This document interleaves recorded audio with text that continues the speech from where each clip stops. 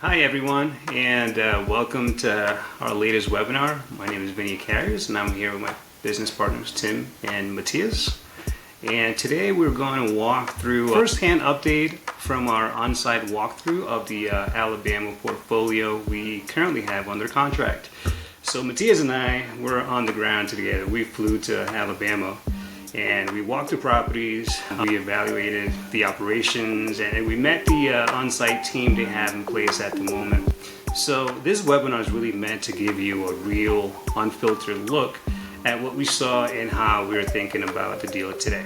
So we'll cover the conditions of the asset, operational opportunities we identified, key people on the ground, and how the walkthrough impacted our overall conviction. Before we begin, let's briefly recap the opportunity, right? So it's a 283 lot, 5-park portfolio outside of Birmingham, Alabama. So all parks are within 30 minutes of each other. Current lots are significantly under market. Market rents are around 400, current rents on the underwriting, and what we're seeing is around 284.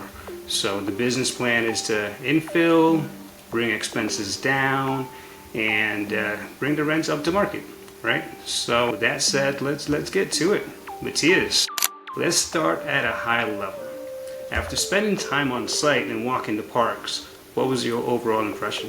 Yeah, this is my favorite part of acquisitions, to be honest, to go out there and feel it and smell it and get the feel for the property. Overall, it didn't take long to get a really good impression on the property, to be quite honest, because as soon we started walking units, and you can't really tell from the outside what you're going to expect, right? And I mentioned this in previous webinars, but we were surprised how many rent-ready units there were. They just were ready for leasing.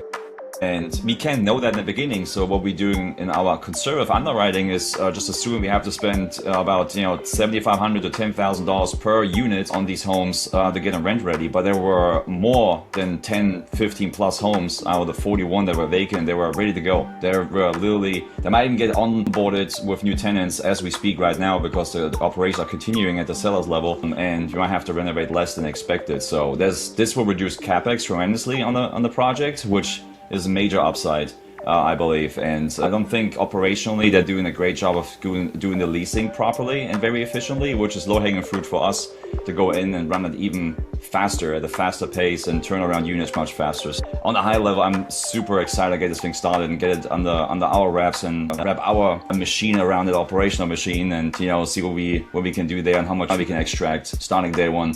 I agree. I was really surprised to see how many move-in ready homes they were, right? And I know it's a pretty good market and people are looking for housing, so I was really surprised.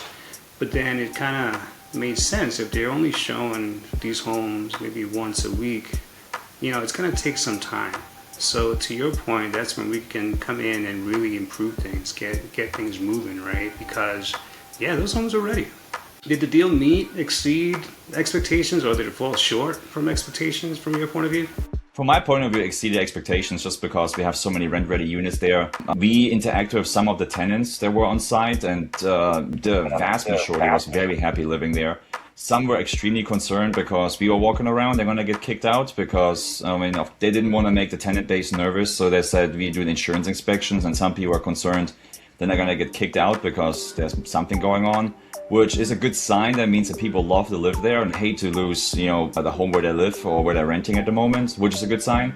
If it's easy to get rentals, usually people don't really care that much. So, of course, our plan is not to kick everybody out, obviously. So I think that's just a good sign of a strong market with a lot of rental demand, or rent-to-own demand even. And affordable housing is in need everywhere in the country, obviously. So I think that's really good. So in my opinion, completely exceed expectations by a mile. What do you think, Vinny, on your end? What do you think on the expectation side? For me, it exceeded expectations, right? Because a lot of times what we see on paper, right, it looks really good, and that's why we travel out there to make sure that things add up. Not only did it add up, I saw more opportunity there that wasn't listed on paper.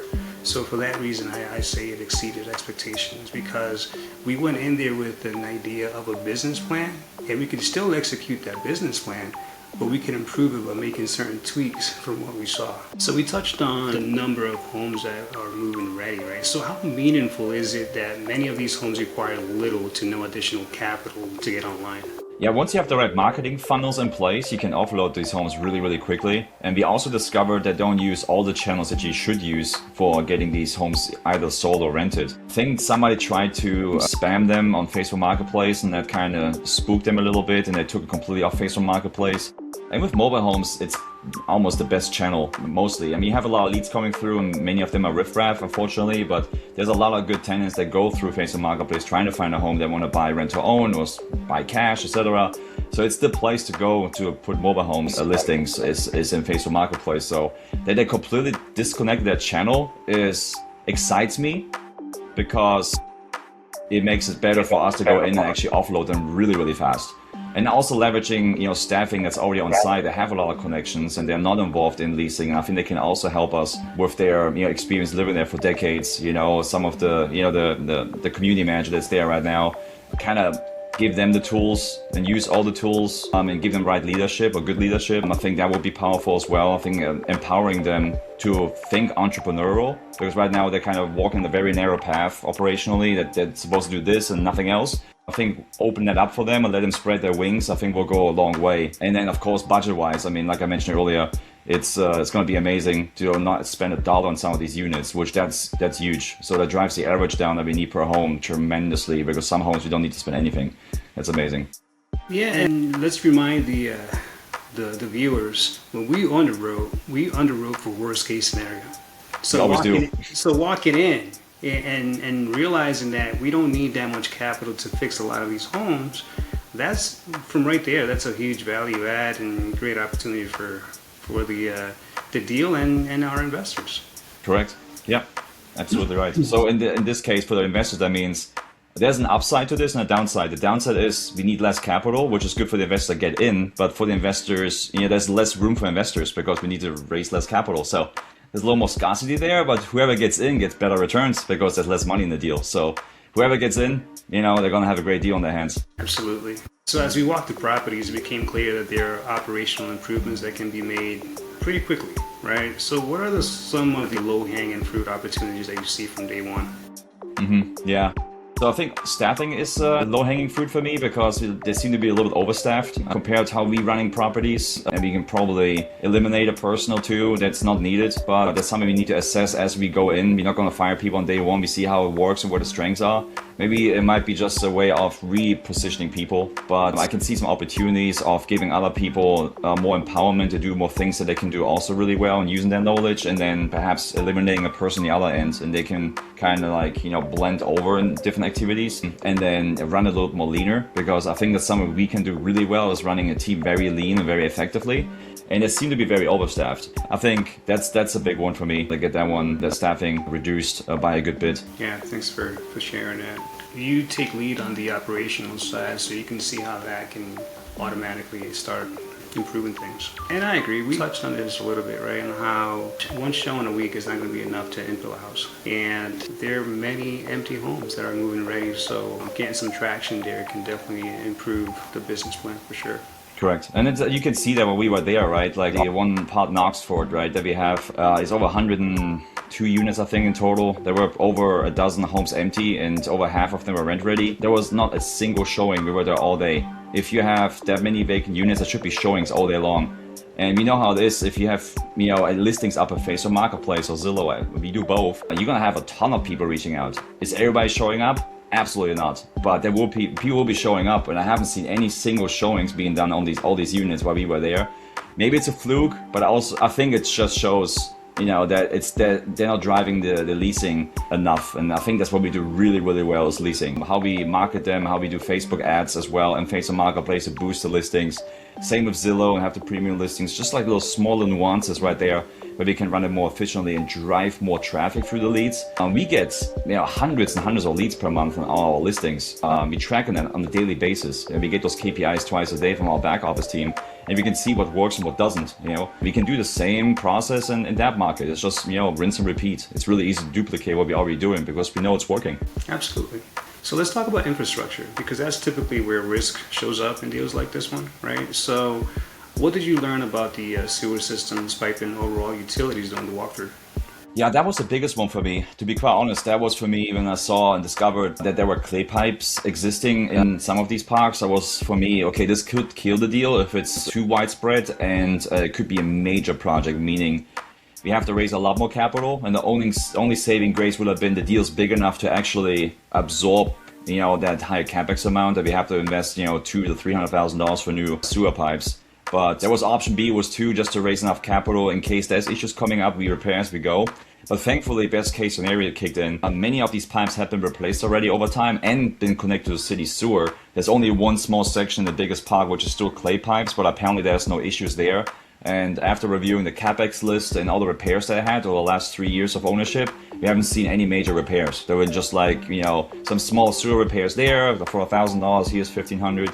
And I think what the current operations are doing really well is they have a really strong individual on the team that does all the capex and all the maintenance work for them, all the rehab for them. And I think that's like a little cheat code right there. That's excites me the most, to be quite honest, because we have like, one size fits all master of everything on that deal. And he's been on in that area for decades. He's really well connected. He has his own team. He has heavy equipment too to replace sewer pipes and stuff like that, and rehab homes. So infrastructure-wise, I think the biggest risk eliminated. That was for me the only showstopper for me that was left, and that's completely eliminated because over the other parks they have clay pipes, but they've been completely replaced in the meantime, and that risk is completely eliminated. So right now it's all like city water for all parks, and the other ones are all like all the parks are city sewer or city septic, and then the clay pipes, and PVC. Combination of some of the parks, but other than that, majority is PVC sewer pipes at the moment, which is really good. And then if there's any existing clay pipes that are still existing and that could fail, we just replace as we go. And we always underwrite for like replacement reserves in the future, so in case there's any issues coming up, we can just replace as we go. And as it looks like, reviewing the cost from the last couple of years, it's never more than $2,000 to $3,000 to make those repairs. So we're really confident of where this sits right now from the infrastructure perspective. So you got ahead a little, because I was going to ask you about the community manager, right? Because for me, that was another highlight, right? Getting to know that individual and how easily he would fit into the team dynamic and culture, right? But how valuable is it to have someone who has been working on these properties since 2008, I believe, and understands the asset in such a deep level?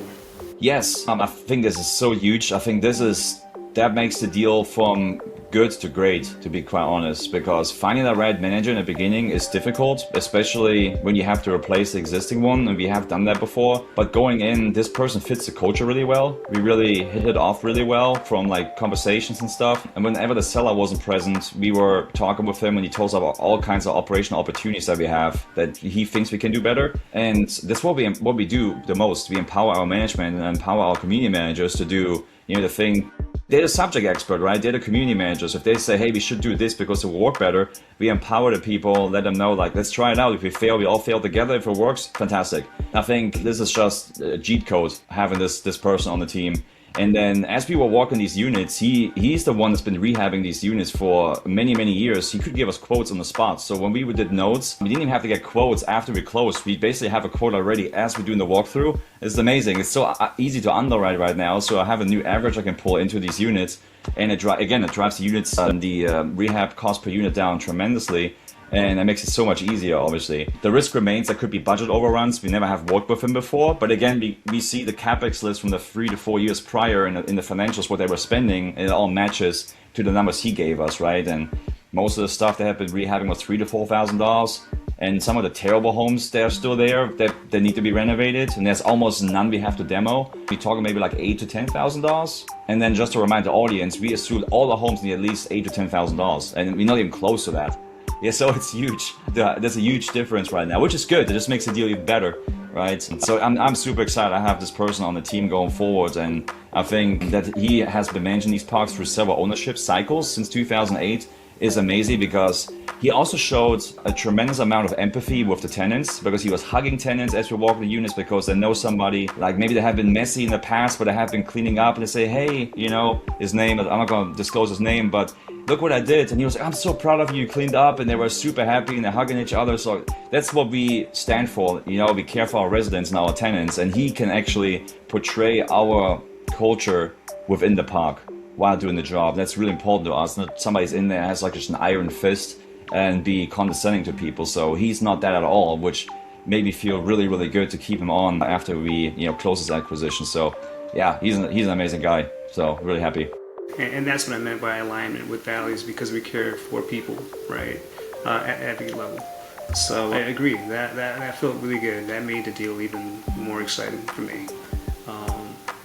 And we got to talk to some of the folks that work on the homes, right? We walked to a home that they were working on, and great guys. They do some really good work. And they said, I asked them, how long does it take to really fix a home from start to finish? And he said 6 days, right? And to do some good quality work in that short amount of time, that says a lot. That's good. Yeah, and I always like to do asking questions or same questions separately from different people to see if the answer is the same, to see inconsistencies. And we asked that main individual that manages all the rehabs how long it would take to rehab a home, and he said 6 days. And then we asked the extra crew on site, and about 6 days. I'm like, okay, that's good. They are aligned. If one person says 3 days, the other one says it takes 3 weeks, I know somebody's either not understanding how the job works or they're lying, There's something going on. But in this case, everything was so super aligned with all the answers, and there was confidence. You can just feel the confidence. That's why these walkthroughs are so important, because you don't get that over a Zoom call. You don't see that in a spreadsheet. The spreadsheet is a tool, but actually understanding what's going on site and talk to the people, because it's a people's business, right? We're using people to put people in homes, right? And then provide affordable housing that needs to be done with people, and they need to be the right people with the right, mindset and the right culture. So I think we have that with that crew that's on site right now. So that's really cool. And you touched on an important point. We talked to the people. We talked to the tenants. We asked them, hey, how do you feel about the house? How do you feel about the community? Are you happy here? Any significant issues, electrical, plumbing? For the most part, everybody was happy with where they lived. They had little issues about a leak here, a window here, nothing crazy. But for the most part, they were happy with their home and their living conditions. And that's a really good sign. It is, and they've been very respectful, and they seem to be really nice people. And sometimes, if you walk in these parks, there might be, the tenant base that the current owner was creating was, really bad, because they just placed bodies. They didn't do the proper screening, whatever.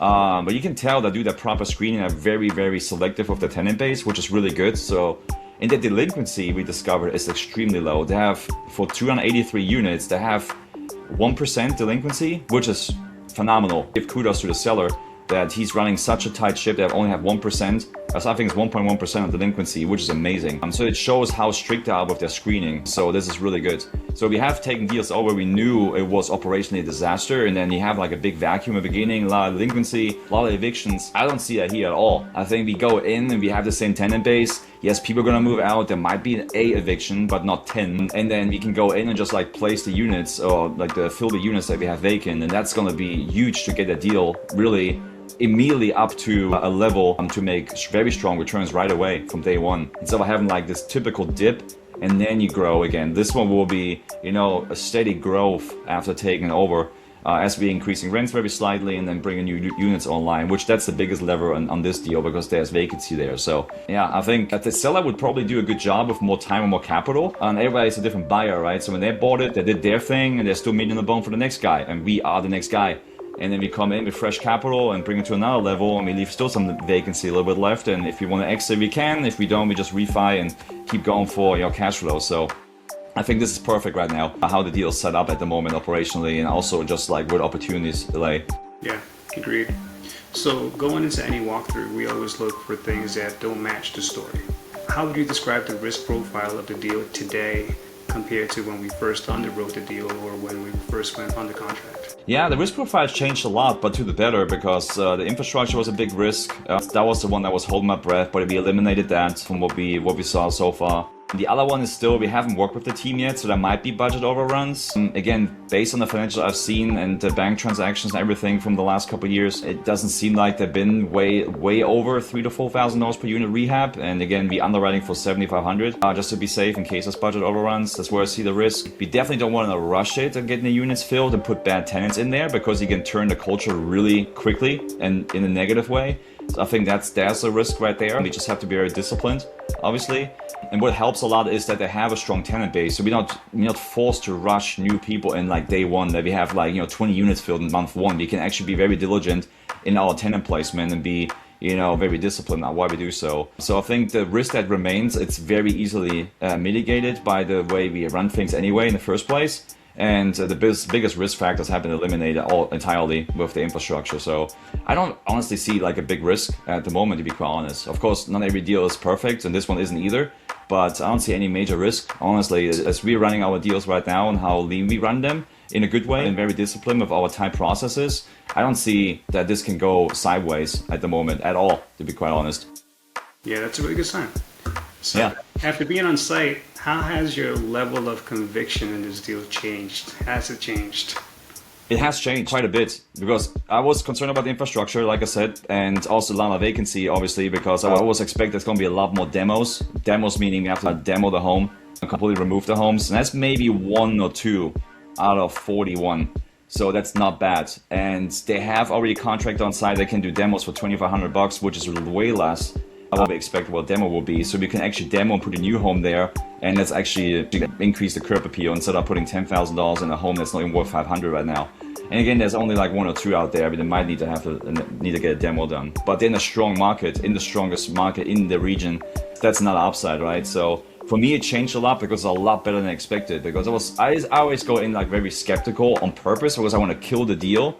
I kind of don't want to kill the deal because I want to make the deal, but the investor's capital is my highest priority to protect that. So I'm going very critical and try to kill the deal and see all the negativity, although I'm trying to be very positive at the same time, but I try to be like, okay, how can this fall apart?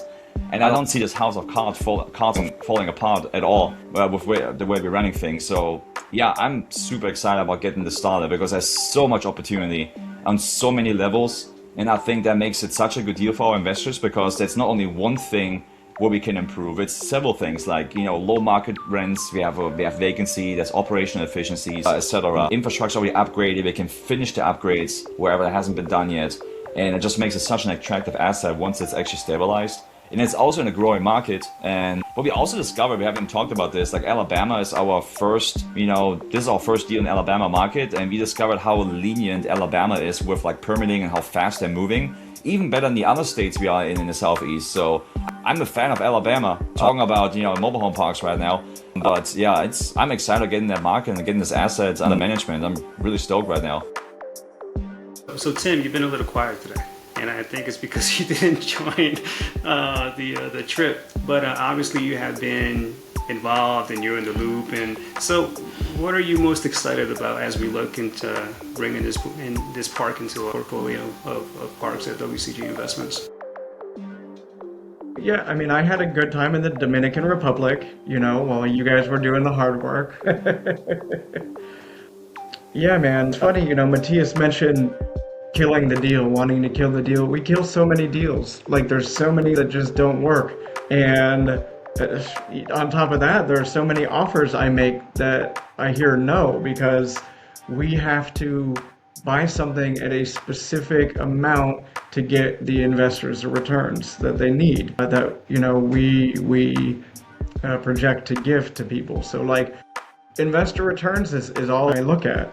And I love our process now. Like, Matthias and the team will underwrite a deal, and then I just look at it like the last 10% of it, and all I'm really paying attention to is the investor returns. And so it makes life easier for me.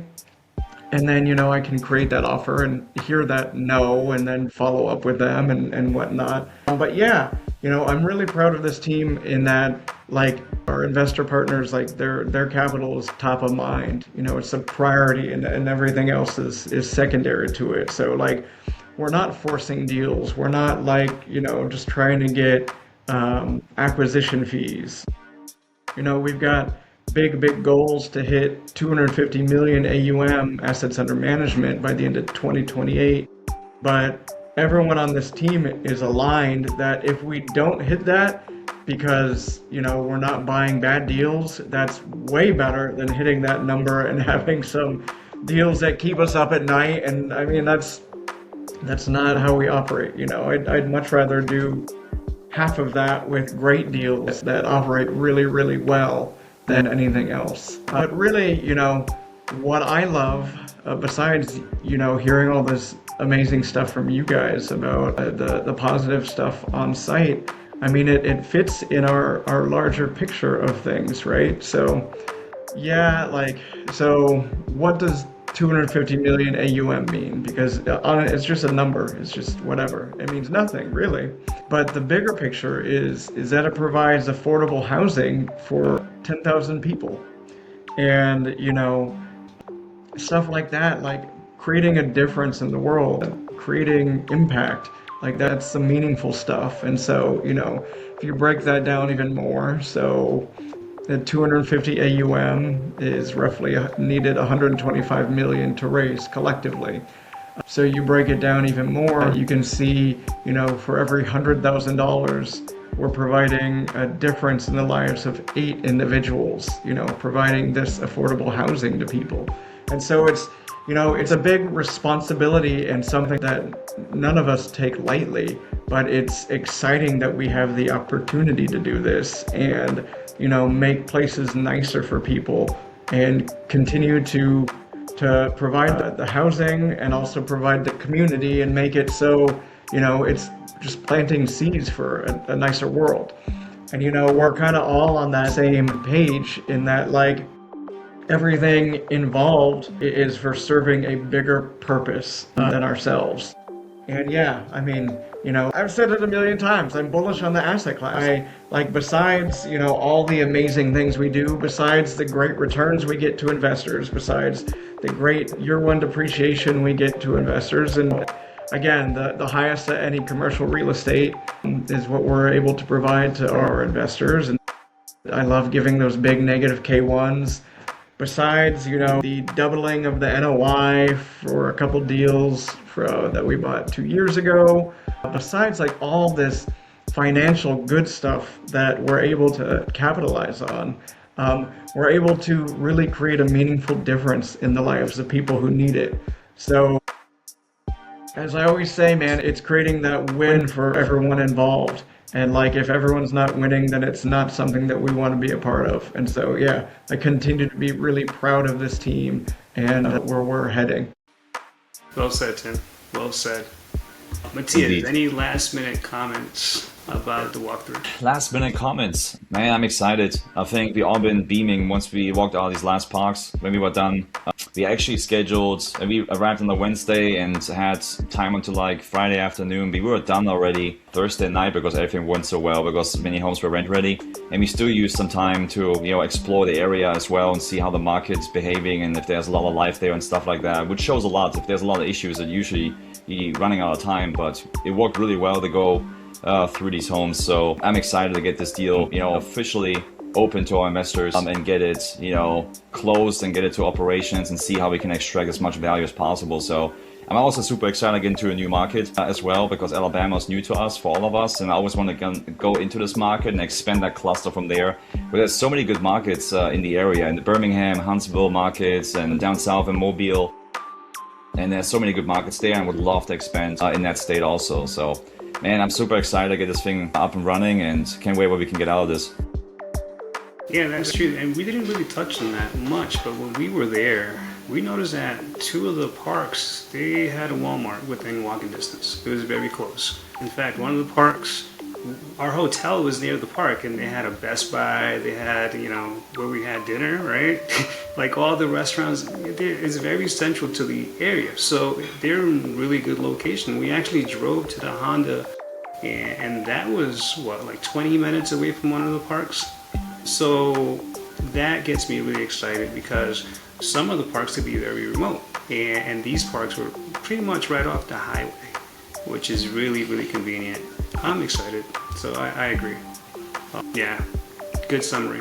From my perspective, getting on site is always kind of like a moment of truth, right? In this case, it really reinforced what we saw through the underwriting. So in fact, in several ways, the walkthrough actually strengthened the story. So we found multiple homes that are move-in ready with minimal capital, if any, right? We identified clear operational improvements that we can implement quickly. We met strong people on the ground who can help execute the plan. So overall, we came away from the walkthrough feeling very positive, which is exactly what we hope for at this stage. So we'll continue to keep you guys updated as we move through the remaining steps towards closing. If you have any questions, feel free to reach out. If you want to learn about how we operate and what we do, or if you have questions about this deal, we are not ready to go live yet, but we're very close. We just want to keep you guys updated and in the loop of we're working and how it's looking. So with that said, thank you for taking the time to watch this update.